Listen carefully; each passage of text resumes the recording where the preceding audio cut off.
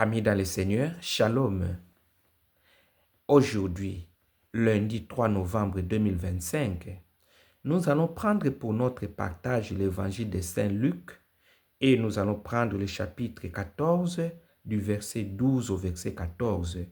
Il n'y a que 3 versets dans cette péricope, mais très riche en enseignements. Et ces passages nous parlent d'une pratique sociale que nous connaissons très bien. L'invitation à un repas ou à une fête. Amis dans le Seigneur, chacun de nous invite ses amis, ses frères, ses parents, le riche voisin au repas. Et surtout quand on organise une fête, on établit la liste de ceux et celles qu'on veut inviter. Et souvent, on le fait selon le rang social. Les riches en premier, ceux et celles que nous considérons bien, nos amis et autres, et souvent avec l'intention de recevoir un bon paquet de cadeaux et être aussi invités en retour quand eux aussi organiseront leur fête. Amis dans le Seigneur, c'est la logique humaine de l'échange, une logique de donnant-donnant, où chaque invitation est en quelque sorte une créance, une attente subtile de réciprocité. Et le Seigneur ne condamne pas ces relations d'amitié, mais il nous met en garde contre la stérilité spirituelle de ces calculs. Amis dans le Seigneur, quand la récompense est immédiate et terrestre, un retour d'invitation, l'acte de générosité s'éteint à lui-même.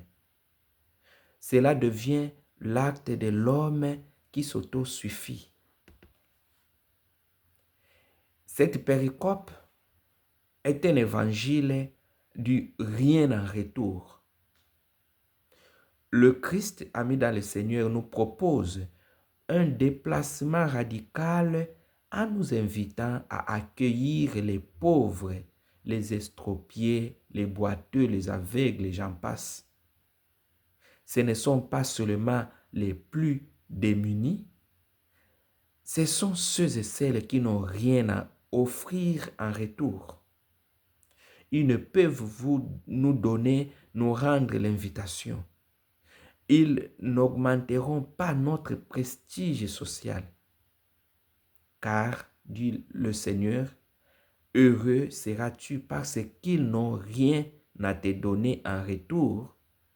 Cela te sera rendu à la résurrection des justes. Amis dans le Seigneur, inviter les pauvres, c'est refuser de faire de la charité un investissement personnel. C'est agir par amour pour l'amour lui-même, sans autre motif que la compassion et le désir de partager. Et cet acte de pure gratuité nous rend heureux, amis dans le Seigneur, nous dit Jésus, car il nous fait sortir de la prison de l'intérêt égoïste.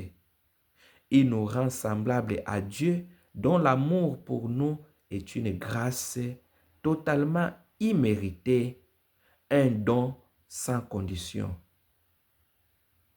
Mais attention, amis dans le Seigneur, Jésus n'abolit pas toute récompense. Il ne dit pas « ne sois pas récompensé », mais plutôt « ne cherche pas ta récompense ici-bas ». Il nous révèle que l'acte de charité désintéressée n'est pas perdu. La véritable pareille nous sera rendue non pas par un invité de marque à un futur dîner, mais par le juge suprême au moment de la résurrection des justes.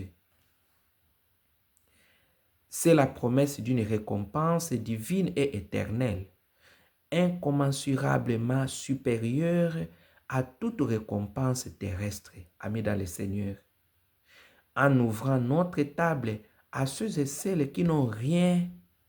Nous ouvrons symboliquement notre cœur à Dieu et faisons de notre repas une anticipation du grand festin du royaume. Amis dans le Seigneur, examinons nos motivations. Est-ce que je donne, je sers, je pardonne pour recevoir en retour? Qui sont les pauvres autour de moi? Ceux et celles qui sont isolés, rejetés, oubliés ou qui n'ont rien à m'offrir, ni pouvoir, ni richesse, ni influence.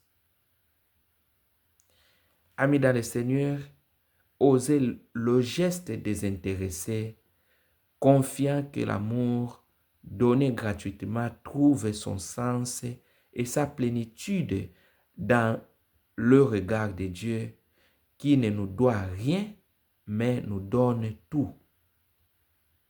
Et demandons au Seigneur la grâce de la générosité inconditionnelle des enfants de Dieu qui donnent aux autres, surtout aux pauvres, sans attendre un retour. Voilà, que Dieu vous prenne en grâce et qu'il vous bénisse. Je vous souhaite un bon début de semaine. Je vous rappelle, abonnez-vous à la chaîne et partagez cette vidéo avec les autres amis. À nous revoir à la prochaine vidéo. Bye bye. Ciao.